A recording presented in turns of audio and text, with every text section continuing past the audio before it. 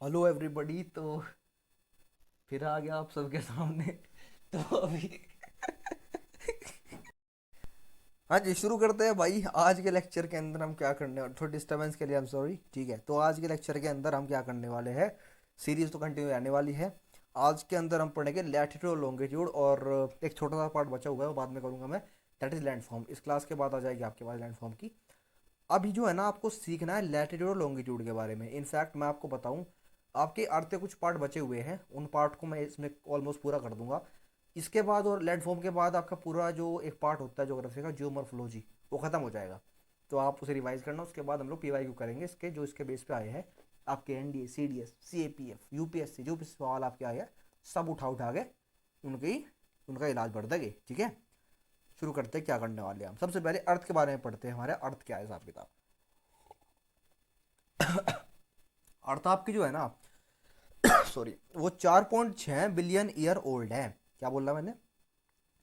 4.6 billion year old है। उसके बाद इसमें एक मेथड यूज होता है जिससे हम फाइंड आउट करते हैं कि अर्थ की कितनी एज हो चुकी है। That is radio active dating method. तो मेथड का नाम है, कभी पूछ ले कभी धोखे में आगे ऑप्शन में कि ऐसा कौन सा मेथड है जिससे हम लोग अर्थ की एज फाइंड आउट करते हैं, तो that is radio active dating method. इसके अलावा इसे हम लोग ब्लू प्लेनेट बोलते हैं, क्योंकि यहाँ वाटर का प्रेजेंट है। पता है इसके बारे में हमें। अर्थ की शेप आपकी जियोइड होती है, ये होता है जियोइड शेप। इस शेप को आप इलिप्टिकल शेप भी बोल सकते हो। ऐसी शेप होती है, ऐसी। तो इसे आप इलिप्टिकल बोल सकते हो, जहाँ से पोल से नीचे दबी हुई है, इक्वेटर से फैली हुई है, तो इक्वेटर की तरफ से पेट इसका निकला हुआ है और ऊपर से गांठी है। तो ऐसा बोल सकते हो आप इसे। ठीक है, तो अर्थ की शेप जियोइड होती है। ठीक है, जियोइड से याद रखना, क्योंकि इक्वेटर में बल्ज होता है, नहीं पेट होता है इसका, और ऊपर से दबी हुई होती है। ठीक है, क्योंकि पेट क्यों होता है इसका? क्योंकि पेट इसलिए होता है भाई, इसलिए ये इक्वेटर में बल्ज होती है, क्योंकि जो रोटेशन ऑफ द अर्थ होता है ना, जब अर्थ अपने रोटेट कर रही होती है, अपने आप घूम रही होती है, उस टाइम पे क्या होता है ना भाई, आपका जो ये इक्वेटर है, इक्वेटर है, इस पर ज़्यादा फोर्स लगता है। तो जब अर्थ घूमती है, चारों तरफ को घूमती है, तो इक्वेटर पर ज़्यादा फोर्स लगता है, इक्वेटर ज़्यादा घूमता है, तो इसलिए इक्वेटर का पेट निकल जाता है। क्लियर है? दूसरी बात, ये फ्लैट पोल पे फ्लैट होती है, मैं आपको बताया, ऊपर से दबी हुई होती है। तो इस तरीके का कुछ शेप होती है ये। ऊपर से फ्लैट होगी, नीचे से बल्ज होगी। इक्वेटर से बल्ज होगी, ऊपर नीचे से फ्लैट, और साइड से इक्वेटर से बल्ज, क्योंकि इसका रोटेशन हो रहा होता है, उसे बल्ज होती है। अच्छा, इसके अलावा जो अर्थ का टेम्परेचर होता है 15 डिग्री सेल्सियस, आपका इसका एवरेज टेम्परेचर होता है। ग्रेविटी की, अर्थ की ग्रेविटी की बात करूँ, तो ग्रेविटी का फॉर्मूला Gm/r² होता है। पहली बात तो सुनो, अगर Gm/r² का फॉर्मूला है, मतलब ग्रेविटी जो है वो रेडियस के इन्वर्सली प्रोपोर्शनल है। मतलब अगर डिस्टेंस कम होगी तो ग्रेविटी ज़्यादा होगी। तो मुझे आप सोच के बताओ भाई, अगर ये आपकी अर्थ है, ठीक है, अगर ये आपकी अर्थ है, तो पोल से सेंटर की डिस्टेंस ज़्यादा है, पोल से इक्वेटर की डिस्टेंस ज़्यादा है? भाई इक्वेटर की ज़्यादा है। तो अगर इक्वेटर की ज़्यादा है, तो ग्रेविटी कम कहाँ होगी? जहाँ ज़्यादा डिस्टेंस, जहाँ ज़्यादा रेडियस, वहाँ ग्रेविटी कम।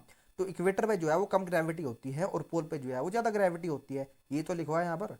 पोल पे मैक्सिमम ग्रेविटी है, इक्वेटर पे मिनिमम ग्रेविटी है। क्यों? क्योंकि इक्वेटर पे जो डिस्टेंस होता है, जो रेडियस होती है अर्थ की, वो ज़्यादा होती है। ठीक है, उसके बाद आपकी जो अर्थ की ग्रेविटी होती है, ऑलमोस्ट कैलकुलेशन के बाद, दैट इज 9.8 मीटर पर सेकेंड स्क्वायर की आपकी ग्रेविटी होती है। ठीक है, एरिस्टोटल ने, वो पहला व्यक्ति था जिसने अर्थ की सरकमफ्रेंस को फाइंड आउट किया था। ये बात आप समझ लो। ठीक है, अर्थ की जो एक्सिस होती है, एक्सिस क्या होती है? एक्सिस क्या होती है? अगर कोई भी एक चीज, गोल चीज है, उसकी एक्सिस होती है ना, जिसके अराउंड वो घूम सकती है। ऐसे ही अर्थ की जो एक्सिस होती है ना, वो 23.5 डिग्री, 23.5 डिग्री टिल्ट होती है अपनी एक्सिस से। मतलब अगर ये उसकी होनी चाहिए थी, इससे 23.5 डिग्री ये टिल्टेड है, 23.5 डिग्री टिल्टेड है अपनी एक्सिस से। ठीक है, तो अगर ये 23.5 डिग्री अपनी एक्सिस से टिल्टेड है, और यहाँ पर सन है, तो सन की एक्सिस से ये कितनी डिग्री टिल्टेड हो जाएगी भाई? 66.5 डिग्री। क्लियर है भाई? 66 है ना? हाँ, 66 ही होगी मेरे हिसाब से, 66 ही होगी। ठीक है, तो अगर अपनी से ये 23.5 डिग्री है, तो यहाँ से 66.5 डिग्री हो जाएगी ये। ठीक है, और सॉरी, सन के और एक्सिस से, तो अपने एक्सिस से अर्थ 23.5 डिग्री टिल्टेड है। ठीक है, और सन की एक्सिस से ये 66.5 डिग्री, 66.5 डिग्री टिल्टेड है। ठीक है, और टिल्टेड होने का रीजन, जो टिल्टेड है ना अर्थ, इस टिल्टेड होने की वजह से आपके जो हमारे अर्थ के ऊपर सीजन चेंज होते हैं ना, वो इस टिल्टेड होने की वजह से ही होते हैं। तो अर्थ का क्या एज है, कैसे फाइंड करते हैं? ब्लू प्लैनेट है, क्या उसकी शेप है? और क्यों इसकी ऐसी शेप है सब पढ़ लिया। टेम्परेचर पढ़ा, ग्रेविटी पढ़ी, ग्रेविटी पोल इक्वेटर पे कैसी होती है पढ़ी, रिवाइज तो करा दिया सब कुछ। एरिस्टोटल ने क्या बताया था, सर्कमफ्लेक्स बताई थी। हमारी अर्थ 23.5 डिग्री टिल्टेड है अपने एक्सिस से, और उस एक्सिस से टिल्टेड होने की वजह से आपकी अर्थ के अंदर सीजन चेंज होते हैं, सीजनल वेरिएशन आपकी अर्थ की 23.5 डिग्री टिल्टेड होने की वजह से होता है। सवाल आते हैं इन पे, मजाक ना मानियो। अर्थ की रोटेशन की बात करें तो अर्थ जो है वो अपने एक्सिस पे, रोटेशन मतलब खुद के एक्सिस पे कितना घूम रही है, तो वो 23 घंटे 56 मिनट और 4 सेकंड में घूमती है। वेस्ट टू ईस्ट घूमती है, वेस्ट से ईस्ट की तरफ घूमती है। इस डायरेक्शन को बोलते हैं एंटी क्लॉकवाइज डायरेक्शन। तो अर्थ अपने एक्सिस पे एंटी क्लॉकवाइज घूमती है, वेस्ट टू ईस्ट, ठीक है। और उसके रोटेशन करने की वजह से हमारी अर्थ पे जो है वो डे नाइट होते हैं, दिन और रात उसकी रोटेशन करने की वजह से होते हैं। ये तो आपने कई बार पढ़ रखा है, बचपन में पढ़ा था यार, ये बता। अगर रोटेशन स्पीड ज़्यादा है, अगर रोटेशन स्पीड ज़्यादा, हाँ अगर नहीं, हाँ आपकी जो रोटेशन स्पीड होती है ना, वो इक्वेटर पे ज़्यादा होती है, पोल पे कम होती है। और इक्वेटर पे रोटेशन स्पीड ज़्यादा होने की वजह से इक्वेटर का पेट बाहर निकला हुआ है और पोल ऊपर की वजह से दबा हुआ है, ठीक है। पोल ऊपर से फ्लैट है, इक्वेटर बल्ज है, क्यों? क्योंकि जो रोटेशन होती है उसकी स्पीड इक्वेटर पे ज़्यादा होती है। अर्थ जो है वो अपनी टिल्टेड पे 23.5 डिग्री टिल्ट है अपने एक्सिस पे, और 66.5 डिग्री है ऑर्बिटल प्लेन बोल रहे हैं, फिर सन के एक्सिस से बोल लो, आ गया ना आगे। ऑर्बिटल प्लेन बोल रहे हैं, फिर सन के एक्सिस से बोल लो, अर्थ जो है वो 66.5 डिग्री टिल्टेड है।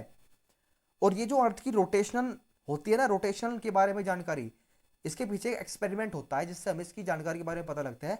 एक्सपेरिमेंट का नाम है फोकोल्ट एक्सपेरिमेंट ब्रो। प्रो क्या होता है? फोकोल्ट एक्सपेरिमेंट रिस्पॉन्सिबल होता है, ये भाई बताता है बेसिकली कि अर्थ की रोटेशन में क्या क्या हिसाब किताब हो रहा है, ठीक है। चलो बहुत बढ़िया। अब बात क्या है रिवोल्यूशन की। रिवोल्यूशन में बड़ा सिंपल है, 365 दिन में ये सन के अराउंड रिवॉल्व करती है, बहुत बढ़िया। वेस्ट टू ईस्ट ही करती है, एंटी क्लॉकवाइज डायरेक्शन में ही करती है, जैसे मतलब अपना रोटेशन कर रहे थे ना, ऐसे ही अपना ये रिवोल्यूशन भी कर रही होती है। इसके रिवोल्यूशन करने की वजह से अर्थ के अंदर सीजनल वेरिएशन होते हैं, ठीक है। सीजनल वेरिएशन भी होते हैं। अब सुनो मेरी बात, बहुत गहरी बात बता रहा हूँ मैं। ये बचपन में हमने पढ़ा था कि अर्थ की रोटेशन से दिन रात होते हैं, दिन रात चेंज होती है, और अर्थ की रिवोल्यूशन की वजह से क्या होता है, सीजन चेंज होते हैं। बचपन में पढ़ा था ना। बचपन में आपने एक बात नहीं पढ़ी थी, पता है क्या? सीजन चेंज खाली रिवोल्यूशन की वजह से नहीं होते, सीजन चेंज आपकी अर्थ के अपने एक्सिस पर 23.5 डिग्री टिल्ट होने की वजह से भी होते हैं। दो बात है मेरे भाई, एक आपने बचपन में पढ़ी थी कि रिवोल्यूशन से आपका सीजन चेंज होते हैं, एक आपने आज पढ़ ली कि अर्थ के 23.5 डिग्री टिल्ट होने की वजह से भी आपके सीजन चेंज होते हैं। क्लियर है? बहुत बढ़िया। कुछ इंपॉर्टेंट पॉइंट, क्या पॉइंट आप सब ये सामने है। पॉइंट क्या बोलते हैं कि जब भी मून, जब भी अर्थ एक लाइन में होगे ना, जब भी ये एक लाइन में होगे ना, तब उस कंडीशन को बोलते हैं हम लोग सिजकी, ठीक है। अब सिजकी आप सुनो, बहुत गहरी बात बता रहा हूँ मैं आपको। सोलर इलिप्स और लूनर इलिप्स, सूर्य ग्रहण और चंद्र ग्रहण बताऊंगा मैं आपको यहाँ, ध्यान से सुनना बात हो कैसे। पहली बात तो आप ये समझो कि जब भी धरती, आकाश पाताल, जब भी धरती चांद और सूरज, धरती चांद सूरज एक लाइन में होगी ना, तभी आपका चंद्र ग्रहण होता है, यानी कि लूनर इलिप्स होता है। तभी आपका सूर्य ग्रहण होता है, यानी कि सन इलिप्स होता है। इन्हें एक लाइन में होना जरूरी है, लेकिन इनकी किस पोजीशन में क्या होता है उसके बारे में हम लोग अभी पढ़ेंगे।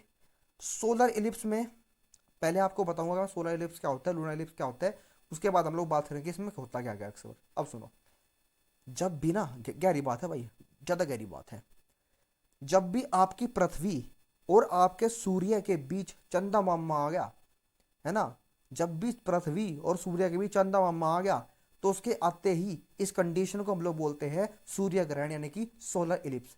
क्यों? क्योंकि भाई सूरज की रोशनी बाहर मतलब धरती पे आ रही थी, मामा ने रोक दी, और जहां से मामा ने रोक दी ना, मामा तो सामने आ गया भाई।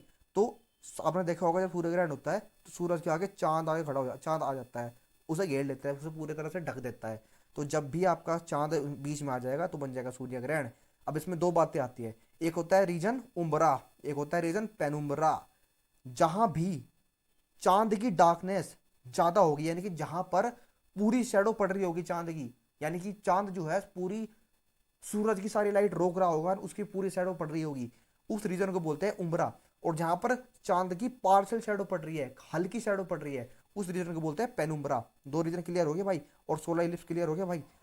अब बात करते हैं भाई लूनर इलिप्स की। इसमें क्या होता है, इसमें आपका सूरज और चांद के बीच धरती आ जाती है। जब भी सूरज और चांद के बीच अर्थ आ जाएगी तो बोल देंगे हम लोग उसे चंद्र ग्रहण यानी कि लूनर इलिप्स। इसमें भी दो चीजें होती है, उम्रा जहां पर फुल इसकी शैडो पड़ रही होती है, ठीक है, मतलब चांद पर अर्थ की पूरी शैडो पड़ रही है तो उम्रा। अच्छा, जहां लाइट जहां शैडो कम पड़ रही है डेट इज पेनुम्ब्रा।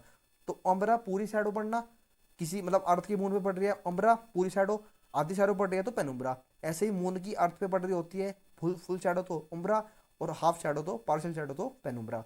तो ये दोनों इलिप्स क्लियर हो गया आपके। अब यहाँ पर आ जाओ, जब भी ये तीनों एक लाइन में हो गए या तो बनेगा लूना इलिप्स या बनेगा भाई सोलर इलिप्स। तो अगर बन गया सोलर इलिप्स तो क्या होगा, अगर बन गया सोलर इलिप्स तो उस कंडीशन को बोलते हैं कंजक्शन। अगर बन गया लूना इलिप्स तो उस कंडीशन को बोलोगे इंटरजेक्शन या फिर ओपोजिशन। क्लियर है। तो सिजगी कब बना, जब तीनों एक लाइन में आ गए। एक लाइन में आ सकता है तो चंद्र ग्रहण भी हो सकता है, सूर्य ग्रहण भी हो सकता है। और अगर सूर्य ग्रहण हुआ, चंद्र ग्रहण हुआ, तो सोलर इलिप्स यानी कि चंद्र ग्रहण को बोलेगे कंजक्शन, सॉरी सोलर इलिप्स यानी कि सूर्य ग्रहण को बोलेगे कंजक्शन, लूना इलिप्स को बोलेगे इंटरजेक्शन या फिर ओपोजिशन। एंड आपको मैं एक और बार बताऊं, आगे जाके आप एक चीज पढ़ोगे टाइड के बारे में, ठीक है, जो समुद्र के किनारे टाइड आती है ना उसके बारे में आप पढ़ोगे। तो इन इस कंडीशन से, यानी कि इस कंडीशन में जब तीनों एक लाइन में होते हैं ना, उस कंडीशन में एक टाइड बनते हैं, इसका नाम होता है स्प्रिंग टाइड।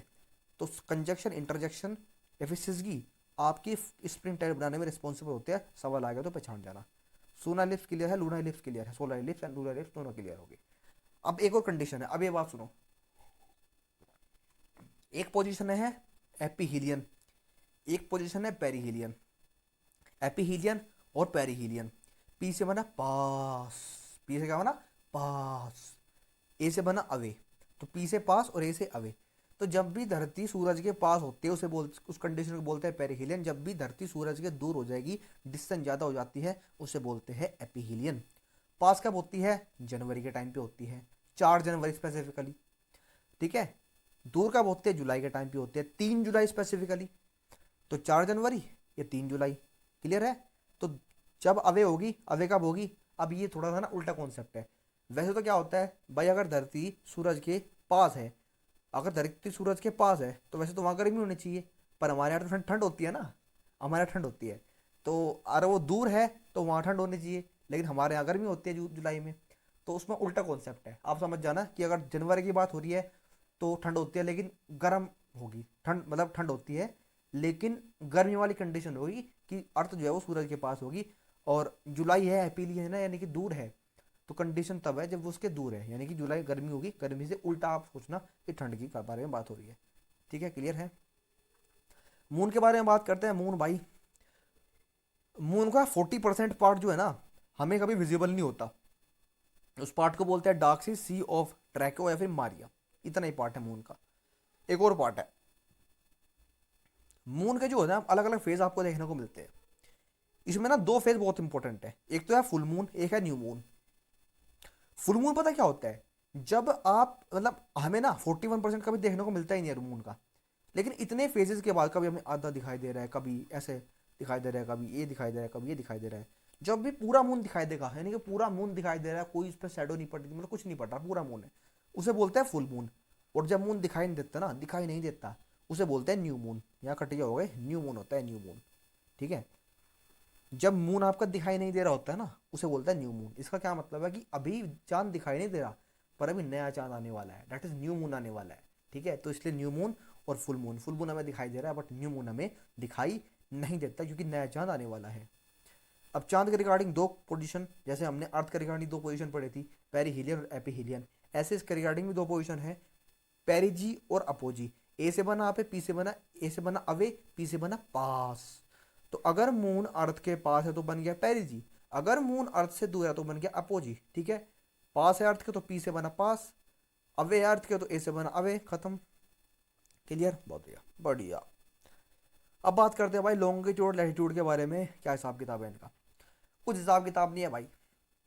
लॉन्गिट्यूड मतलब लॉन्ग मतलब लंबे, ऐसे लंबे ऐसे होता है, ठीक है, ऐसे होता है लंबे भाई, ये होता है लंबे। ठीक है, लैटिट्यूड का मतलब होता है लेट, यानी कि लेट ना, जब भी लेटे हुए होते हैं ना उसे बोलते हैं लैटिट्यूड, लेटे हुए ना लैटिट्यूड। तो जो भी लाइनें लंबे होगी, क्लियर है, क्लियर है भाई, जो भी लाइनें लंबी होगी दैट इज लैटिट्यूड, और जो भी लाइनें लेटी होगी दैट इज, सॉरी भाई यार उल्टा बोल रहा है, जो भी लाइनें लंबी होगी दैट इज लॉन्गिट्यूड, जो भी लेटी होगी दैट इज लैटिट्यूड। इतना ही है, और कुछ नहीं है। ठीक है, अब सुनो, दो तीन बातें यहाँ सुनना गहरी बात है बहुत। ठीक है, आपकी जो अर्थ होती है ना भाई, क्या हो गया, हाँ आपकी जो अर्थ होती है ना भाई, एक मिनट होगा भाई, क्या होगा भाई, हम्म, हाँ, आपकी जो अर्थ होती है ना मित्र, उसमें अगर मैं लैटिट्यूड की बात करूँ, तो उसमें जो लैटिट्यूड होते हैं ना, वो डिवाइड होता है इस तरीके से। ये कौन सा तरीका है भाई, आइए बताऊंगा कौन सा तरीका है। पहले मेरी बात सुनो, आपके जो अर्थ है ना, अगर मैं ऐसे दो पार्ट में डिवाइड कर दूं, अगर मैं बीच में से काट दूं उसे, अगर कोई गोला है, मैंने उसे बीच में से काट दिया, उसके दो फेज बन गए, एक तो ऊपर वाला हेमिस्फेयर, एक नीचे वाला हेमिस्फेयर। तो ऊपर वाले हेमिस्फेयर को नॉर्थ में आए तो बन गया नॉर्थ हेमिस्फेयर, साउथ में आए तो बन गया साउथ हेमिस्फेयर। तो north hemisphere south hemisphere, equator 0 degree line होती है जो इसे बीच में से काटती है। ठीक है, बीच में से काटा, बन गया north north hemisphere and south hemisphere. इसके बिल्कुल सबसे ऊपर नॉर्थ के एंड में जो चीज़ है वो है नॉर्थ पोल। साउथ के बिल्कुल सबसे नीचे सबसे टॉप पे जो पोर्ट है डेट इज साउथ पोल। अगर इक्वेटर 0 डिग्री है तो नॉर्थ पोल 90 डिग्री नॉर्थ पर होगा। अगर साउथ पोल, अगर इक्वेटर 0 डिग्री है तो साउथ पोल 90 डिग्री साउथ पे होगा। बड़ी छोटी सी बात है, क्लियर सी बात है भाई। ठीक है, नॉर्थ हेमिस्फेयर साउथ हेमिस्फेयर, ये इक्वेटोरियल प्लेन है जो इसे दो पार्ट में डिवाइड कर रहा है। ये बात क्लियर है, आप सुनो। अब मैं ना आपके जो इसे है अर्थ को ना कुछ अलग अलग चीज़ों में डिवाइड कर रहा हूँ। ठीक है, गहरी बात है, सुनते रहना। अगर मैंने बोला ये आपकी अर्थ है पूरी, ध्यान से सुनना, मैंने आपकी पूरी अर्थ को कुछ पार्ट में डिवाइड किया। अगर मैंने इसे बीच में से काट दिया 0 डिग्री से, और अगर मैंने इसे 23.5 डिग्री से काट दिया, फिर मैंने इसे 66.5 66.5 डिग्री पे काट दिया, ऐसे ही मैंने इसे साउथ हेमिस्फीयर में भी 0 डिग्री तो कट ही रहा है, 23.5 डिग्री साउथ पे काट दिया, 66.5 डिग्री साउथ पे काट दिया, काट रहा हूँ इसे। और ये इमेजिनरी लाइन है, मैं ऐसे नहीं काट रहा, चाकू लेके नहीं काट रहा, ये इमेजिनरी लाइन है जो मैं इमेजिन कर रहा हूँ। ठीक है ना, तो अगर मैंने इसे 0 डिग्री पे काटा तो 0 डिग्री को बोलते हैं इक्वेटर, उसका नाम रखा मैंने, रख दिया इक्वेटर। अगर मैंने 23.5 डिग्री नॉर्थ पे काटा तो मैंने उसका नाम रख दिया tropic of cancer, tropic of cancer. अगर मैंने उसे 66.5 डिग्री पे नॉर्थ पे काटा तो मैंने उसका नाम रख दिया, इन दोनों के बीच में 23.5 डिग्री एंड 66.5 डिग्री के बीच का मैंने नाम लिख दिया, नहीं नाम नहीं रखा, 66.5 डिग्री को मैंने बोला, क्या बोला, ट्रॉपिक ऑफ कैंसर,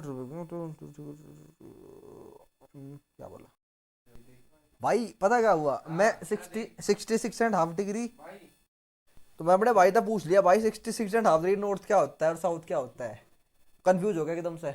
आज तैयारी कर रहा है यूपीएससी की भी, तो आपको बताता हूँ, ये होता है आर्कटिक सर्कल और ये होता है Antarctic circle. 66.5 degree north Arctic और 0.5 degree 66.5 degree south Antarctic circle. ठीक है, तो कंफ्यूज ना हो भाई, 23.5 degree north cancer, 0.5 degree south Capricorn, 66.5 degree north Arctic circle and 0.5 degree south Antarctic circle.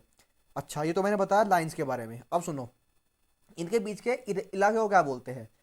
अगर मैं ना ट्रॉपिक ऑफ कैंसर और कैप्रिकॉन के बीच के इलाके की बात करूं, उसे बोलता है टोरिड जोन। क्या बोल रहा भाई, टोरिड जोन। अगर मैं कैंसर से लेकर आर्कटिक सर्कल के बीच के इलाके की बात करूं, उसे बोलूंगा मैं टेम्परेट जोन, और सिंस ये नॉर्थ में है तो मैं बोलूंगा इसे नॉर्थ टेम्परेट जोन। क्लियर।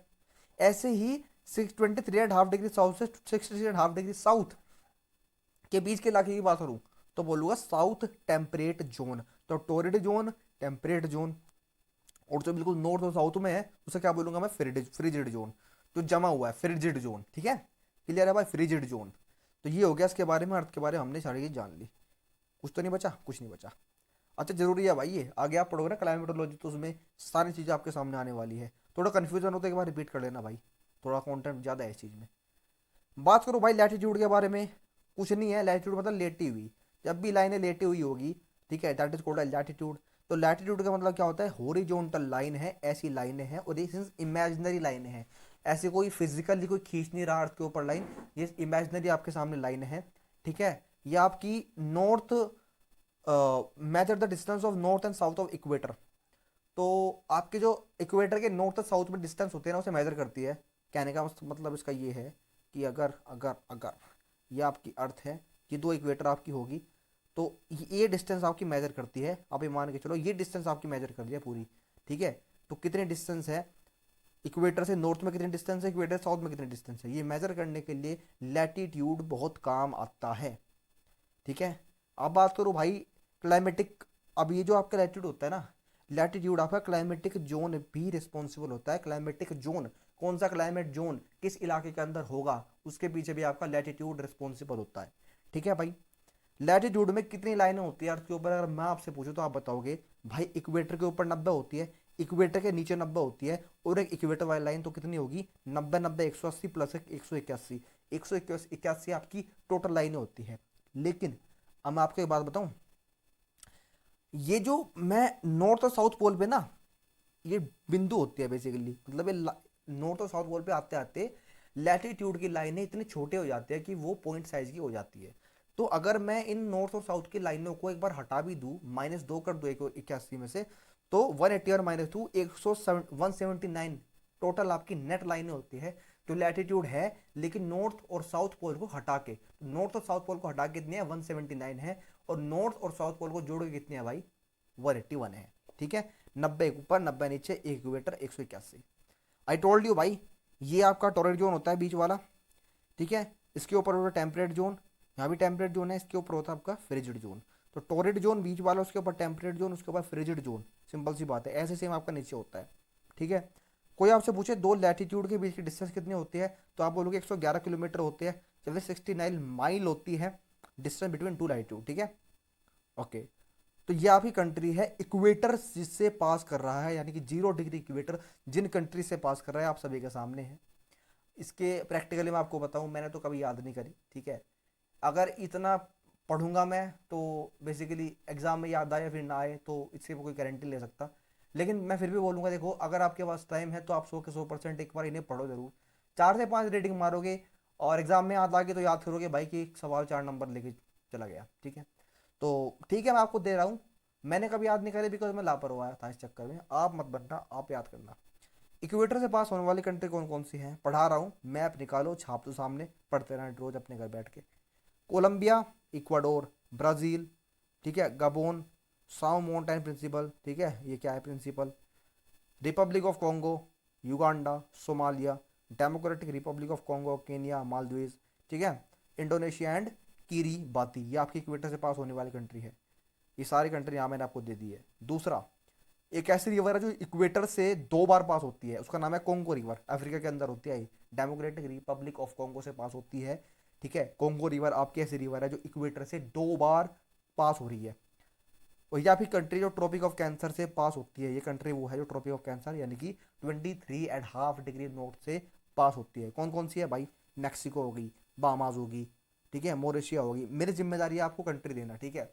याद करना है ना करना आपकी जिम्मेदारी है, आपको निमोनिक्स बना के याद करना है, आपको ट्रिक बना के याद करना है। फिर मेरा बेस्ट तरीका क्या है कि आप इसे अपने सामने छाप लो, रोज हल्का सा प्यार प्यार प्यार करते रहो, रोज हल्का देखते रहो, हल्का थोड़ा थोड़ा अपना बनाते रहो, तो आपकी हो जाएगी ये कंट्री। इतनी कोई बड़ी बात नहीं है। हम बड़ी बड़ी लिस्ट याद करिए यार, ये तो छोटी छोटी चीज़ें हैं। मोरेशिया है, वेस्टर्न सहारा है, अल्जीरिया है, माली है, नाइजर है, लिबिया है, उसके बाद इजिप्ट है, उसके बाद सऊदी अरेबिया हो गई, यूएई है, ओमान है, इंडिया है, बांग्लादेश है, चाइना है, मोल्दीव्स है, ताइवान है। एक कंट्री है जो आपकी 23.5 degree north tropic of cancer से पास करती है। सारी कंट्री आपके सामने है। ट्रॉपिक ऑफ कैंसर से एक नदी है आपकी माही, जो कि 2 बार पास करती है। ठीक है। तो कोंगो आपकी इक्वेटर से 2 बार पास करती है, माही आपकी जो कि आपकी इंडिया में बेसिकली ट्रैवल करती है, ये आपकी 2 बार पास करती है ट्रॉपिक ऑफ कैंसर से। ठीक है। ओके। तो ये आपकी, ये कौन सी चिले विले, ये क्या है, हाँ हाँ जी, ये जो है ना आपकी चिली, अर्जेंटीना, पैराग्वे, ब्राज़ील, ये वो कंट्री जो कि आपकी ट्रॉपिक ऑफ कैप्रिकॉन से पास कर रही है। सुनो, ये वो कंट्री जो कि आपकी ट्रॉपिक ऑफ कैप्रिकॉन से पास कर रही है, यानी कि 23.5 डिग्री साउथ से पास कर रही है। चिली है, अर्जेंटीना है, पैराग्वे है, ब्राज़ील है, Namibia, Botswana, South Africa, Mozambique, Madagascar, Madagascar, Australia. ये आपकी वो कंट्री जो कि आपकी 23.5 degree south tropic of Capricorn से पास कर रही है। भाई कुछ नहीं बोलूँगा, बस लिख लो, अपने सामने छाप लो। याद एकदम से नहीं कर पाओगे ना, आपको कोशिश करनी एकदम से याद करने की, धीरे धीरे अपना बनाते रहना, बन जाएगा। कोई बड़ी बात है इसमें। ठीक है। ओके। आगा, आगे। अब एक, आप जो आपकी ट्रॉपिक ऑफ कैप्रिकॉन से एक रिवर है जो कि आपकी 2 बार टच करती है, वो है लिम्पोपो रिवर। तो तीन रिवर हमने पढ़ी क्रिटिकल। एक तो पढ़ी भाई हमने कॉन्गो, एक पढ़ी हमने माही रिवर, एक पढ़ी हमने फिर लिम्पोपो रिवर। तो जो 2 बार पास करती है हमारे कैंसर, इक्वेटर और कैप्रिकॉन से। अब tropic of cancer 23.5 degree north, भारत के किस किन किन राज्यों से पास करते हैं, ये भी सवाल बनता है। तो बड़े सिंपल सी चीज़ है भाई, आप एक लाइन से पकड़ो, एक सोचो एक लाइन में चल जाए चीज़ें। तो अगर मैं गुजरात के सीध में, यानी कि बिल्कुल सीध में लाइन इनके राज्य उठाता चलो, गुजरात पकड़ में आ जाएगा, थोड़ा बहुत राजस्थान भी पकड़ में आ जाएगा, जैसे मध्य मध्य प्रदेश पकड़ में आ रहा है, फिर यहाँ छत्तीसगढ़ भी हल्का से पकड़ में आ रहा है, ठीक है, उत्तर प्रदेश बच गया, इधर झारखंड भी पकड़ में आ गया, वेस्ट बंगाल पकड़ में आ गया, उसके बाद त्रिपुरा और मिजोरम भी पकड़ में आ गया। तो ये आपके पास जो है, ये वो स्टेज है जहाँ से आपकी जो ट्रॉपिक ऑफ कैंसर है 23.5 डिग्री नॉर्थ पास होती है। गुजरात है, मध्य प्रदेश है, ठीक है, छत्तीसगढ़ है, झारखंड है, वेस्ट बंगाल है, त्रिपुरा है, मिजोरम है।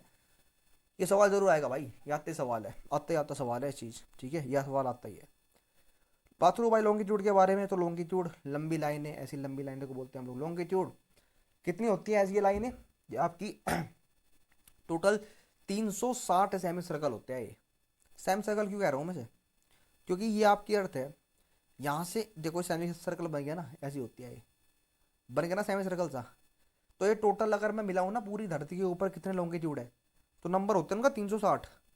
तो 360 आपके टोटल सेमी सर्कल आपके लॉन्गिट्यूड में है, पूरे धरती के ऊपर है, पूरे अर्थ के ऊपर है।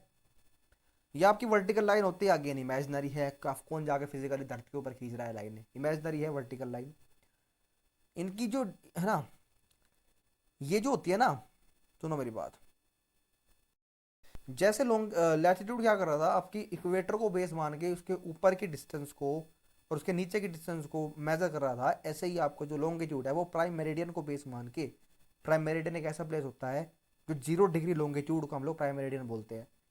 और ये जो प्राइम मेरिडियन आपका है ना, ये ग्रीन विच एक जगह है यूके के अंदर, इंग्लैंड के अंदर, ठीक है, यूके के अंदर एक जगह है ग्रीन विच, ग्रीन विच से आपका प्राइम मेरिडियन 0 डिग्री लॉन्गिट्यूड जो है वो पास करता है। तो लॉन्गिट्यूड क्या होता है, ये ऐसी लाइनें होती है जो आपके अर्थ के ईस्ट और वेस्ट के डिस्टेंस को मेजर करती है, और बेस क्या है उसका, प्राइम मेरिडियन है। लैटिट्यूड का बेस क्या था, इक्वेटर था, इसका बेस क्या है भाई, प्राइम मेरिडियन है। 0 से 180 इसकी सर्कल होते हैं, ठीक है, 0 डिग्री से 180 आपका लॉन्गिट्यूड हो सकता है, ठीक है। उसके अलावा अगर इंडिया की बात करूँ तो इंडिया कौन सा लॉन्गिट्यूड फॉलो करता है, तो इंडिया फॉलो करता है IST, Indian standard time. India follow करता है IST, that is Indian standard time. हमारा जो टाइम होता है ना इंडिया का, वो अच्छा, कोई आपसे पूछे भाई टाइम कौन सी चीज़ टाइम के लिए रिस्पॉन्सिबल है, टाइम के चेंजेस में रिस्पॉन्सिबल है, यू विल से भाई लॉन्गिट्यूड जो है वो टाइम के लिए रिस्पॉन्सिबल है। क्योंकि हम 0 डिग्री ग्रीनविच टाइम को बेस मानते हुए आसपास की टाइम निकालते हैं। अगर ये आपका ग्रीनविच टाइम है, इसे मैंने बेस माना, तो इसके ईस्ट में जाके टाइम और इसके वेस्ट में जाके टाइम प्राइम मेरिडियन को बेस मान के निकाला जाता है। तो लॉन्गिट्यूड आपका रिस्पॉन्सिबल होता है भाई आपके टाइम निकालने के लिए। तो कोई पूछे भाई टाइम निकालने के लिए कौन रिस्पॉन्सिबल है, लैटिट्यूड है फिर लॉन्गिट्यूड है, आप बोलेगे भाई लॉन्गिट्यूड है। उसके बाद इंडिया जो फॉलो करता है वो करता है भाई इंडियन स्टैंडर्ड टाइम।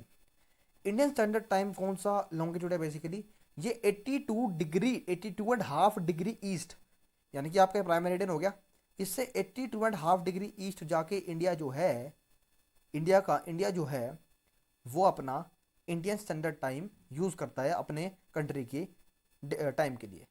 और ये जो इंडियन स्टैंडर्ड टाइम है, ये आपका ग्रीनविच टाइम से, जो कि आपका बेस है टाइम निकालने का, उससे 5.5 घंटे आगे है। तो अगर 12 बज रहे हैं भाई, अगर 12 बज रहे हैं ग्रीनविच टाइम में लंदन में प्राइम मेरिडियन पर, तो हमारे यहाँ कितने बजेंगे, 12 + 5 17, कितना होता है 17, 5 बज के 30 मिनट, हमारे यहाँ 5 बज के 30 मिनट हो जाएगी अगर वहाँ 12 बजे हुए दोपहर के। अगर बात करूँ भाई कौन सी कंट्री प्राइम मेरिडियन से पास करती है, तो उसकी एक छोटी सी ट्रिक है। ट्रिक क्या है भाई, ट्रिक है तुम सब फंस गए।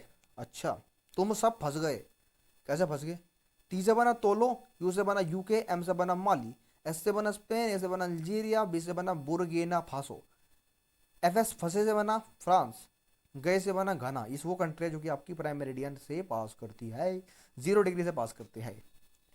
इंडियन स्टेट, इंडिया जो है 82.5 डिग्री को अपना बेस टाइम मांगता है, ठीक है।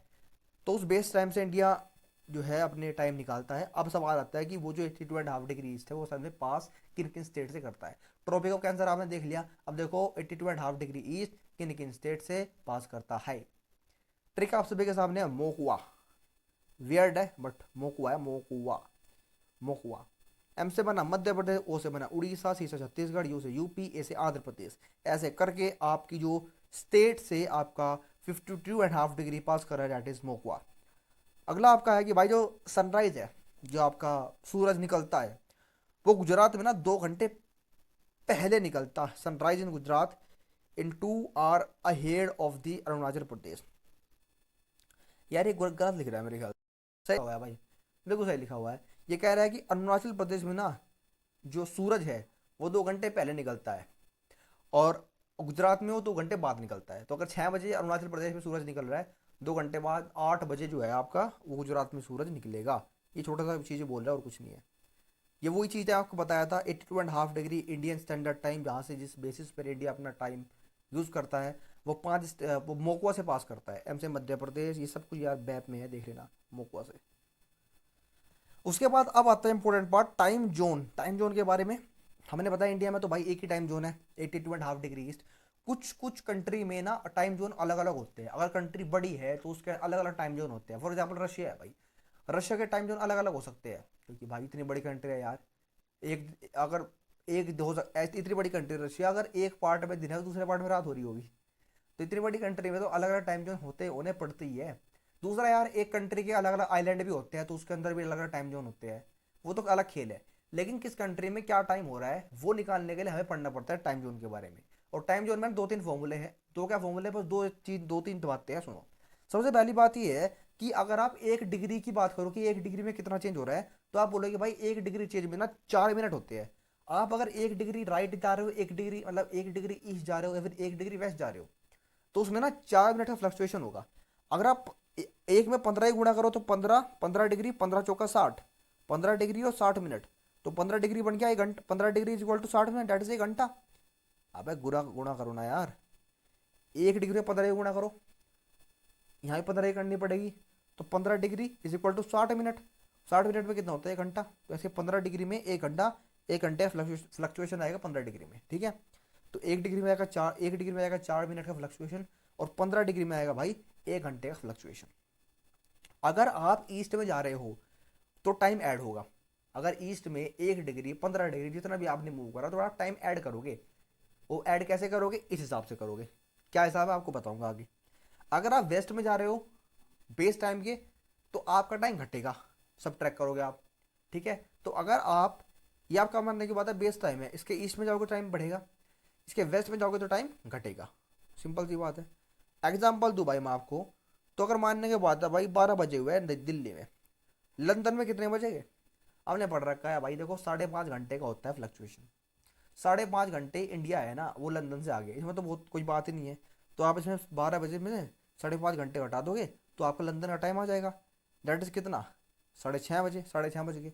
सवाल ये नहीं है मेरा, सवाल मेरा ये है कि अगर 10 बजे हुए ग्रीनविच टाइम पर, तो 90 डिग्री लैटिट्यूड में क्या होगा भाई। तो 90 डिग्री ईस्ट में क्या होगा भाई। तो 90 डिग्री ईस्ट में क्या होगा भाई, ये लैटिट्यूड नहीं है भाई, ये लॉन्गिट्यूड है भाई। अभी तो बता के हटा मैं, लॉन्गिट्यूड से ही टाइम चेंज होता है, लैटिट्यूड से नहीं होता भाई। तो अगर 10 बजे हुए जीएमटी में, यानी कि ग्रीनविच टाइम में अगर 10 बजे हुए है, तो 90 डिग्री ईस्ट लॉन्गिट्यूड पर क्या कितने बजेगे। तो भाई पहले मुझे एक बात बताओ, बताओगे 15 डिग्री में क्या होता है, घंटा होता है नहीं होता, है ना। और 15 6 जा 90, गुणा 6, यहाँ भी 6 गुणा करनी पड़ेगी बराबर करने के लिए। तो 90 डिग्री में 6 घंटे हो गए। अब आप जो है 90 डिग्री ईस्ट में ट्रैवल करें, तो जैसे आप ईस्ट में ट्रैवल करोगे तो टाइम घटेगा या बढ़ेगा, टाइम बढ़ेगा। तो आप 10 में 5 6 घंटे ऐड करोगे, 10 में 6 घंटे ऐड करोगे तो कितने बज जाएगा यार, 4 बज जाएगा ना भाई। तो 4 बज जाएगा आपके 90 डिग्री ईस्ट लॉन्गिट्यूड पर। अगला कॉन्सेप्ट है भाई इंटरनेशनल डेट लाइन का। तो ये ऐसी लाइन होती है जो 180 डिग्री लॉन्गिट्यूड को हम इंटरनेशनल डेट लाइन बोलते हैं। यहाँ पर दो बातें हैं भाई, एक तो होता है 0 डिग्री, वो तो होता है प्राइम मेरिडियन। एक होता है 180 डिग्री, वो होता है भाई इंटरनेशनल डेट लाइन, ठीक है भाई। तो ये होते हैं 180 डिग्री लॉन्गिट्यूड। तो 180 डिग्री लॉन्गिट्यूड को हम लोग क्या बोलते हैं, इंटरनेशनल डेट लाइन। अब इसमें ना दो बातें आपको याद रखनी है। वहां आपने क्या पढ़ा था कि अगर आप बेस टाइम से ईस्ट में जा रहे हो, अगर आप बेस टाइम से ईस्ट में जा रहे हो तो क्या होता है भाई, तो टाइम बढ़ता है ना भाई, ये आपने वहाँ पढ़ा था। वेस्ट में जा रहे हो तो टाइम घटता है। लेकिन इंटरनेशनल डेट लाइन में थोड़ा अलग है, पता क्या है। अगर ये मानने की बात है इंटरनेशनल डेट लाइन है, अगर आपसे इस अब अगर आप यहाँ खड़े हो, यहाँ से ईस्ट में चले गए तो आप एक दिन पीछे हो जाओगे। अगर आज 16 तारीख है तो आप ईस्ट में कूद गए, ईस्ट में चले गए इस लाइन के, तो उस टाइम पे उस कैलेंडर में एक दिन पीछे होगा, 15 तारीख होगी। और अगर आप यहाँ हो, यहाँ से आप वेस्ट की तरफ चले गए तो कायदे से टाइम घटना चाहिए था, लेकिन इंटरनेशनल डेट लाइन में जो है वो एक दिन बढ़ जाता है। तो अगर इंटरनेशनल डेट लाइन में आप क्रॉस कर रहे हो ईस्ट में तो टाइम घटता है, वेस्ट में तो टाइम बढ़ता है। ठीक है, एक दिन बढ़ जाएगा एक दिन घट जाएगा, डिपेंड करता है आप कैसे क्रॉस कर रहे हो। तो अगर आप क्रॉस कर रहे हो वेस्ट टू ईस्ट तो आप एक दिन पीछे चले जाओगे, अगर आप क्रॉस कर रहे हो ईस्ट टू वेस्ट तो आप एक दिन आगे चले जाओगे। ये जो आपकी इंटरनेशनल डेट लाइन होती है, जो आपकी जिगजैग फॉर्म में होती है, जिगजैग फॉर्म में क्यों होती है, बताओ क्यों होती है। ये इसलिए होती है भाई क्योंकि जो आपके मानने की बात है भाई, ये इंटरनेशनल डेट लाइन है, ये सीधी इसलिए नहीं है, कौन है, हाँ ये सीधी इसलिए नहीं है भाई क्योंकि जब ये सीधी हो जाएगी ना तो हो सकता है किसी कंट्री का आइलैंड एक यहाँ पर हो एक यहाँ पर हो, तो वहां तो अलग टाइम जोन हो जाएगा ना भाई। तो इसीलिए इस चीज से बचने के लिए कि सेम कैलेंडर रहे कंट्री में कैलेंडर ना बटे, उसका एक आइलैंड यहाँ है और एक यहाँ है तो टाइम जोन तो अलग अलग हो गए। तो किसी कंट्री में सेम कैलेंडर रहे, इसी को ध्यान में रखते हुए वो आपकी इंटरनेशनल डेट लाइन को जिग बनाया गया है। ये रीजन नहीं पूछा गया एग्जाम में, ठीक है, कि आपका कोई किसी कंट्री में कैलेंडर की डेट ना चेंज हो, इसकी वजह से आपका जिग इंटरनेशनल डेट लाइन को कहा गया है। ये आपकी पास कहाँ से करती है, पैसिफिक ओशन से पास करती है। और पैसिफिक ओशन से स्पेसिफिकली बात करूँ तो बेरिंग स्टेट है पैसिफिक ओशन में, जो आपके रशिया और आपका अलास्का के बीच में है। उस बेरिंग स्टेट से आपकी international date line 180 degree longitude median pass करती है। लाडले क्लियर है, ये देखो एरिया आपकी अब इस तरीके से है, जिगजैग है। जिगजैग क्यों है भाई, क्योंकि अब मानने की बात है यूएसए का एक आइलैंड यहाँ है और एक यहाँ है, ठीक है, तो एक में दिन एक में रात, एक में एक दिन पहले एक दिन एक में एक दिन बाद, तो उस चीज़ से बचने के लिए जिगजैग बनाया गया है। क्लियर है दोस्तों। उसके बाद देखो ये बड़ा बेहतरीन कॉन्सेप्ट है भाई, गजब कॉन्सेप्ट है। मैंने आपको बताया था कि जब आपकी अर्थ जो है वो 23.5 डिग्री टिल्ट है तो उससे क्या होता है, आपका सीजनल वेरिएशन होता है, सीजन चेंज होते हैं। बात करते हो कैसे होता है सीजन चेंज भाई, मेरी बात सुनना। अर्थ टिल्ट है, अपने एक्सिस पर अर्थ टिल्ट है, अगर ये अर्थ है तो टिल्टेड है वो अपने एक्सिस पर, ठीक है, ऐसे नहीं लिखते टिल्ट को, कुछ और लिखते हैं। ये अर्थ है तो ये मेन एक्सिस यहाँ से टिल्ट है अर्थ अपने इस पे ना, ठीक है, ओके। नाउ अगर मैं बात करूँ भाई इस कंडीशन की, कंडीशन समझना एक एक करके, अगर मैं बात करूँ इस कंडीशन की, इस कंडीशन में क्या हो रहा है भाई, इस कंडीशन में एक छोटी सी बात हो रही है, क्या है, सबसे पहले तो अर्थ भाई ऐसे टिल्टेड है, ओके। अगर आप ध्यान से देखोगे ना, जो अर्थ पे सनलाइट है ना, जो अर्थ पे सनलाइट है वो केवल नॉर्थ हेमिस्फीयर में पड़ रही होती है, क्योंकि अर्थ टिल्टेड है दोस्त, गहरी बात है। अर्थ टिल्टेड है तो अर्थ पे सनलाइट जो है ना वो मेरे भाई नॉर्थ हेमिस्फीयर में पड़ रही होती है। तो अगर अर्थ पे ज़्यादा सनलाइट नॉर्थ हेमिस्फीयर में पड़ेगी तो क्या होगा भाई, तो नॉर्थ हेमिस्फीयर में दिन बड़ा होगा और साउथ हेमिस्फीयर में दिन छोटा होगा। ये उल्टा बोल लो, नॉर्थ हेमिस्फीयर में दिन बड़ा होगा और साउथ हेमिस्फीयर में रात बड़ी होगी। और ये दूसरी कंडीशन है। इस दूसरी कंडीशन में क्या हुआ, अर्थ घूमते घूमते यहाँ पर आ गई और आने के बाद क्या हुआ, ये ऐसे टिल्ट हो गई। अब क्या हो रहा है, आपको थोड़ा सा लग रहा होगा अरे फोटो में थोड़ी सी दिक्कत है, हमें मानते हैं थोड़ी सी फोटो में दिक्कत है। एक्चुअली ये समर सोलर होना चाहिए था क्योंकि यहाँ से डायरेक्ट पड़ रही है ना नॉर्थ पर।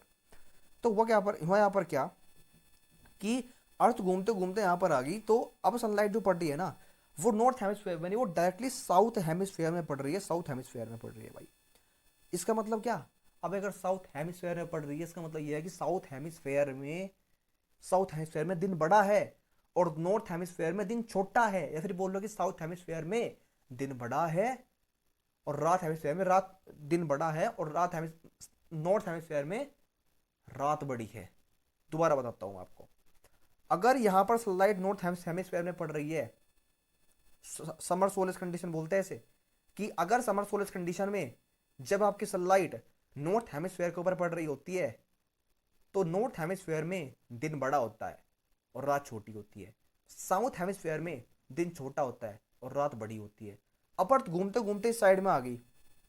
अब विंटर सोलेस है, इसमें सनलाइट साउथ हेमिस्फेयर में पड़ रही है। वहां पर क्या होगा, साउथ हेमिस्फेयर में दिन बड़ा हो जाएगा और रात छोटी हो जाएगी। इसका उल्टा नॉर्थ हेमिस्फेयर में होता है, दैट इज दिन छोटा होता है और रातें बड़ी होती है।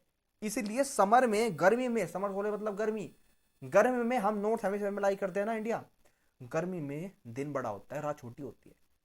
इंडिया नॉर्थ हेमिस्फेयर में लाई करता है ना, इसलिए विंटर सोलेस यानी कि विंटर में दिन छोटा होता है, रातें बड़ी होती है। थोड़ा गहरा कॉन्सेप्ट है, दिमाग लगाओगे तो बात आ जाएगी समझ में। अब दूसरी बात सुनो, जैसे ये अर्थ घूमते घूमते यहां से समर सोलेस से यहां पर जा रही थी और यहां पर जा रही थी, इस कंडीशन में क्या हुआ पता है, इस कंडीशन में इसका जो एक्सिस है वो यहां पर टिल्टेड रहा ही नहीं, यहां पर टिल्टेड रहा ही नहीं एक्सिस। अब ये एक्सिस बिल्कुल सीधा हो गया, और अगर ये एक्सिस सीधा हो गया मेरे भाई, इसका मतलब पता है क्या है, इसका मतलब है कि सनलाइट है ना डायरेक्टली इक्वेटर पे पड़ रही है। यहां पर ना समर सोलर्स में क्या कंडीशन है कि सनलाइट ट्रॉपिक ऑफ कैंसर में पड़ रही है। अब तक मैंने क्या बताया था कि सनलाइट नॉर्थ हेमिस्फीयर में पड़ रही है। भाई नॉर्थ हेमिस्फीयर में जो ट्रॉपिक ऑफ कैंसर है, तो सनलाइट नॉर्थ हेमिस्फीयर में पड़ रही है, सनलाइट ट्रॉपिक ऑफ कैंसर में पड़ रही है, बन गया समर सोलेस। कब होता है ये, 21 जून में होता है ये। सनलाइट साउथ हेमिस्फीयर में पड़ रही है, सनलाइट ट्रॉपिक ऑफ कैप्रिकॉर्न में पड़ रही है, तो क्या हो जाएगा, विंटर सोलेस। कब होता है भाई ये, 21 दिसंबर में होता है ये। क्या होता है भाई, ये होता है 21 दिसंबर में, क्लियर है, 21 दिसंबर में। अगर सनलाइट डायरेक्टली इक्वेटर पर पड़ रही है, उसे क्या बोलते हैं, उसे बोलते हैं इक्विनॉक्स बोलते हैं। एक सीजन होता है ओटम, तो अगर वो ओटम में इक्विनॉक्स आ रहा है तो बोलते हैं ओटम इक्विनॉक्स। अगर वो स्प्रिंग सीजन में आता है तो बोलते हैं वर्नल इक्विनॉक्स। भाई वर्नल इक्विनॉक्स कब आता है, 21 मार्च में आता है भाई। ओटम इक्विनॉक्स कब आता है, 23 सितंबर में आता है भाई। तो summer solstice 21 June, winter solstice 21 December, vernal equinox you have 21 March, और autumn equinox you have 23 September. Tropic of cancer critical, equator, equator tropic of Capricorn पे लाइट आगे पड़ रही है। कुछ है नहीं इसमें, ये कॉन्सेप्ट अरे यहाँ बेहतरीन है यार, ये गजब है, यहाँ समझाना चाहिए। तो सॉरी यार, देख रहे हो सनलाइट पड़ रही है डायरेक्टली नॉर्थ हेमिस्फीयर के ऊपर, है ना। इसलिए ना कहीं आपने कई बार सुना होगा कि जो नॉर्थ हेमिस्फीयर के ऊपर ना, नॉर्थ पोल के ऊपर ना 6 महीने रात रहता है, 6 महीने दिन रहता है। क्यों, क्योंकि 6 महीने लगातार नॉर्थ हेमिस्फीयर में सनलाइट पड़ रही होती है, तो वहां दिन रहता है। अब जैसे ही क्या हो जाएगा, जैसे ही साउथ हेमिस्फीयर में लाइट पड़ेगी तो नॉर्थ पोल में जो है वो लाइट नहीं पड़ेगी, तो इसलिए नॉर्थ पोल में 6 महीने रात रहती है। थोड़ा सा गहरी बात है, आ जाएगी समझ में, कोई दिक्कत नहीं, धीरे धीरे समझोगे तो आ जाएगी। तो यहाँ पर आप देख पा रहे होगे सनलाइट पड़ रही है डायरेक्टली ट्रॉपिक ऑफ कैंसर के ऊपर, नॉर्थ हेमिस्फीयर के ऊपर। कब, अच्छा अब मैं नहीं यार, गलती कर रहा हूँ मैं, बता सही रहा पर गलत गलत रहा। यहाँ है समर सोलेस, यहाँ पड़ रही है आपकी लाइट ट्रॉपिक ऑफ कैंसर के ऊपर, नॉर्थ हेमिस्फीयर के ऊपर, ठीक है। ये है समर सोलेस, ये होता है 21 जून को, ठीक है। जहाँ पर आपको साउथ हेमिस्फीयर में विंटर होती है। यह विंटर सोलेस जो होता है 22 दिसंबर को, जहाँ पर आपकी लाइट ट्रॉपिक ऑफ कैप्रिकॉर्न या फिर साउथ में पड़ रही होती है, ठीक है। तो अगर विंटर सोलेस में विंटर है नॉर्थ हेमिस्फीयर के अंदर, तो समर हो जाएगी साउथ हेमिस्फीयर के अंदर। ये आपका इक्विनॉक्स है 21 मार्च, 23 सितंबर, खत्म। ये सब मैंने यहाँ पर डाल दिया है भाई चीज़ें। एक बार ना अब इसे पढ़ो, एक बार पॉज करके से पढ़ लो कि 21 जून में क्या होता है, ये सारी बातें आप एक बार देख पाओगे बेहतरीन तरीके से। अब समझ में, सारी बात आपको समझ में आएगी, ठीक है। एक बार वहाँ दिमाग लगाओ, एक बार यहाँ दिमाग लगाओ, क्लियर है। अब इसके बाद कोई दिक्कत नहीं है। ये सारे मैंने यहाँ पर डाल दिए, सारे चार्ट के रूप में भी आपके पास है, एज ए ना शॉर्ट नोट्स के रूप में भी आपके पास है, यू कैन यूज एवरीवेयर भाई, ठीक है। तो दिन की डिस्टेंस कब बढ़ती है, जब जिस पार्ट में, जिस हेमिस्फीयर में लाइट पड़ रही होगी सनलाइट ज़्यादा, तो उसमें दिन बड़ा हो जाएगा, जिसमें कम पड़ रही होगी उसमें दिन छोटा हो जाएगा। तो अगर दिन बड़ा है तो रात छोटी है, रात बड़ी है तो दिन छोटा है। तो ऐसा ही चीज़ें हैं यहाँ पर, ठीक है, ओके, क्लियर, बढ़िया। अब बात करते हैं भाई लैटिट्यूड और लॉन्गिट्यूड है कुछ पॉइंटर्स के बारे में। लैटिट्यूड और लॉन्गिट्यूड जब इस तरह का कुछ पैटर्न बनाते हैं उसे बोलते हैं ग्रिड पैटर्न, और बनाते हैं भाई। ये मानने की बात है, 2 लैटिट्यूड है, ये 2 लॉन्गिट्यूड आगे, तो बना देंगे ग्रिड पैटर्न, इसे बोलते हैं ग्रिड पैटर्न। अच्छा, जब भी आप एंगुलर डिस्टेंस मेजर करते हो, एंगुलर डिस्टेंस होती है कि लैटिट्यूड की डिस्टेंस होगी, आप बोलते हैं ना 2 डिग्री लैटिट्यूड, 35 डिग्री लैटिट्यूड, है ना, 90 डिग्री लॉन्गिट्यूड। तो जब भी आप लैटिट्यूड और लॉन्गिट्यूड की ये एंगल मेजर कर रहे होते हो ना, इस एंगल को बोलते हैं एंगुलर डिस्टेंस। ये आप मेजर करते हो सेंटर ऑफ इक्वेटर से हमेशा, ठीक है। अब दो इंपॉर्टेंट कॉन्सेप्ट है भाई, ये कॉन्सेप्ट मैं चाहता हूँ आज ही आपको बताऊँ, आज ही बताऊंगा, क्योंकि ये आगे क्लाइमेटोलॉजी में बहुत हेल्प करेगी आपको। एक बार आज बता रहा हूँ, उसके बाद आपका आएगा लैंडफॉर्म। लैंडफॉर्म के बारे में ये आप पढ़ लेना, कोई दिक्कत नहीं है। दो दो तीन कॉन्सेप्ट है, गहरी बात है, सुनो, टाइम अभी है, बहुत टाइम है, सुनो भाई। अगर मैं आपको बताऊं टेम्परेचर के बारे में, अगर मैंने, टेम्परेचर जो है ना, हमेशा याद रखना, टेम्परेचर जो है ना आपका, वो इन्वर्सली प्रोपोर्शन होता है प्रेशर के। अगर टेम्परेचर ज़्यादा है तो प्रेशर होगा कम, अगर टेम्परेचर कम है तो प्रेशर होगा ज़्यादा। फॉर एग्जाम्पल, ये आपकी सरफेस है, यहाँ पर पड़ रही है लगातार सनलाइट पड़ रही है। अब यहाँ पर टेम्परेचर है ज़्यादा, तो अगर यहाँ टेम्परेचर ज़्यादा है तो यहाँ पर प्रेशर ऑटोमेटिकली कम हो जाएगा। तो ये हाई टेम्परेचर और लो प्रेशर जोन है। क्या बात बोल दी मैंने, गहरी बात है। अगर टेम्परेचर पे लगातार, अगर एक सरफेस पे लगातार टेम्परेचर पड़ रहा है तो यहाँ टेम्परेचर हाई होगा, तो ये high temperature and low pressure zone है। अगर मानने की बात है भाई, रात के टाइम यहाँ से पूरी, मतलब जो गर्मी है वो सब निकल गई बाहर, सरफेस से बाहर, सरफेस ठंडी होगी। ठंडी होने के बाद यहाँ लो टेम्परेचर है, तो यहाँ हाई प्रेशर डेवलप हो जाएगा। तो ये मैं आपसे कहना चाह रहा हूँ कि जो टेम्परेचर प्रेशर है ये अपने आप में उल्टा होता है, अगर टेम्परेचर ज़्यादा है तो प्रेशर कम हो जाएगा, टेम्परेचर कम है तो प्रेशर ज़्यादा हो जाएगा। क्लियर है भाई। अब बात करते हैं, जब भी कोई विंड फ्लो करती है ना, अच्छा विंड क्या होती है, गहरी बात, विंड ना हमेशा हॉरिजॉन्टली फ्लो करती है। तो जो भी हवा, एयर और विंड में क्या फ़र्क होता है, एयर आपकी हॉरिजॉन्टल फ्लो नहीं, हॉरिजॉन्टल मतलब एयर का सब पार्ट होता है विंड। अभी मान लो विंड स्पेसिफिकली होती है जो आपकी हॉरिजॉन्टल फ्लो करती है। जब भी विंड, विंड हमेशा जो है आपकी हाई प्रेशर से लो प्रेशर हमेशा फ्लो करती है। हाई प्रेशर का मतलब क्या यार, लो टेम्परेचर। लो प्रेशर का मतलब क्या यार, हाई टेम्परेचर। तो हवा हमेशा, विंड हमेशा high temperature to low pressure, high pressure to low pressure हमेशा फ्लो करती है। कॉन्सेप्ट है यार, याद रखो, जीवन में काम आएगा आगे। उसके बाद ये बात हो रहा है कि एक चीज़ होती है normal left rate of temperature. पता है क्या होता है ये normal left rate of temperature? ये होता है कि आप ना हर, आप ना जब धरती से ऊपर जा रहे हो, अर्थ से जब आप ऊपर जा रहे हो ना, तो ऊपर जाते जाते हर किलोमीटर के अंदर 6.5 डिग्री सेल्सियस टेम्परेचर कम हो रहा होता है। उसे हम लोग नाम देते हैं भाई नॉर्मल लैप्स रेट का। तो नॉर्मल लैप्स रेट क्या होती है, normal lapse rate of temperature क्या होती है, जब भी आप अर्थ से सरफेस से ऊपर जाते हो तो हर 1 किलोमीटर के अंदर 6.5 डिग्री सेल्सियस का टेम्परेचर कम होता है। उसे बोलते हैं normal lapse rate of temperature. Every layer of atmosphere have different rate, ठीक है। आगे जाके आप पढ़ोगे कि हमारे जो एटमोसफेयर है उसके अंदर अलग अलग लेयर होती है। किसी के अंदर नॉर्मल लेफ्ट रेट होता है कि की हाइट बढ़ाते बढ़ाते टेम्परेचर घटता है। कहीं इन्वर्स रेट भी होता है कि हाइट बढ़ा है लेकिन टेम्परेचर बढ़ रहा है। तो वो लेयर के ऊपर डिपेंड करता है। तो जो भी कुछ होगा हम आगे पढ़ेंगे, लेकिन मैं चाहूँगा कि ये कॉन्सेप्ट एक बार आप जरूर पढ़े यार, इन कॉन्सेप्ट को एक बार जरूर पढ़े, क्योंकि आगे जाकर ना मजा आ जाएगा जब आप पहली बात वो बातों को पढ़ोगे। मुझे डाउट है ना इन चीज़ों पर, डाउट है कि ये आपको समझ में आया फिर नहीं आया थोड़ा बहुत।